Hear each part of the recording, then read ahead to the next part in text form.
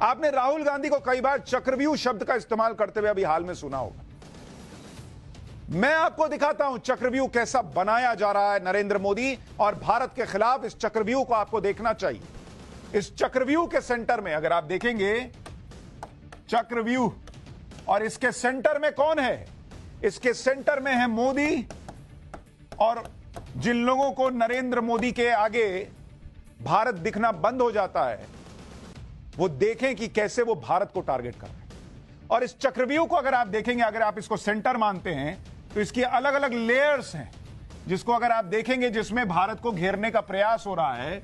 अगर आप अलग अलग लेयर्स देखते जाएंगे तो मैं आपको बताता हूं ये लेयर्स क्या है। इसमें अगर आप देखेंगे सबसे अंदर का जो मार्केट है, अंदर का लेयर है, वो है शेयर मार्केट और इकोनॉमी। बॉस, भारत की इस वक्त सबसे बड़ी ताकत क्या है कि भारत दुनिया की सबसे तेजी से दौड़ती अर्थव्यवस्था है। और अगर यह नरेंद्र मोदी को रोकना है तो भारत की इकोनॉमी को टारगेट करना होगा। इसलिए चक्रव्यूह रचा जा रहा है।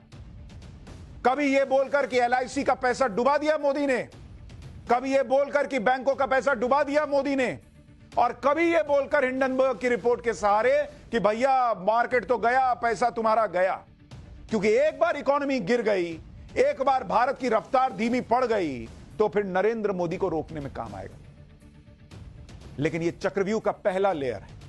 इसके बाद आप देखिए ये जो लेयर है दूसरा, इसमें है अग्निवीर, देश की सेना।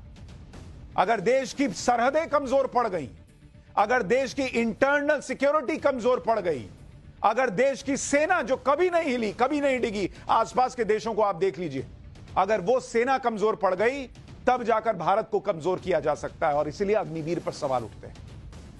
इसी तरह से आप देखिए एक लेयर है किसान। जो लोग 60 साल राज करने के बाद किसान को एमएसपी की गारंटी नहीं दे पाए हर फसल पर, वो आज अचानक कहने लगते हैं कि एमएसपी का पे कानून बन जाना चाहिए। यह सिर्फ प्रयास है कि कैसे किसान सड़क पर आए, कैसे अग्निवीर के नाम पर देश का जवान सड़क पर आए। और इससे भी जब नहीं मन भरता तो अगली है जाति जनगणना। जातिगत जनगणना के नाम पर किसी तरीके से जो हिंदू है वो बट जाए और वो सड़क पर आ जाए। इससे भी मन नहीं भरता तो अगली लेयर है आरक्षण। आरक्षण खत्म कर देंगे, इस बात पर बहकाओ, उस सड़क पर उतारो। इससे भी मन नहीं भरता तो फिर बोलो मुसलमान खतरे में है, मुसलमान को टारगेट करो, कम से कम वो सड़क पर आए। और उससे भी मन नहीं भरता तो बोलो संविधान ही खत्म कर देंगे, नरेंद्र मोदी देश खत्म कर देंगे। ये अलग अलग लेयर है बॉस इस चक्रव्यूह के। और इसके बीच में टारगेट पर चारों तरफ से नरेंद्र मोदी हैं। और चूंकि नरेंद्र मोदी के चक्कर में ये लोग भारत को टारगेट कर लेते हैं, इनको समझ ही में नहीं आता। इस चक्रव्यूह को समझिए।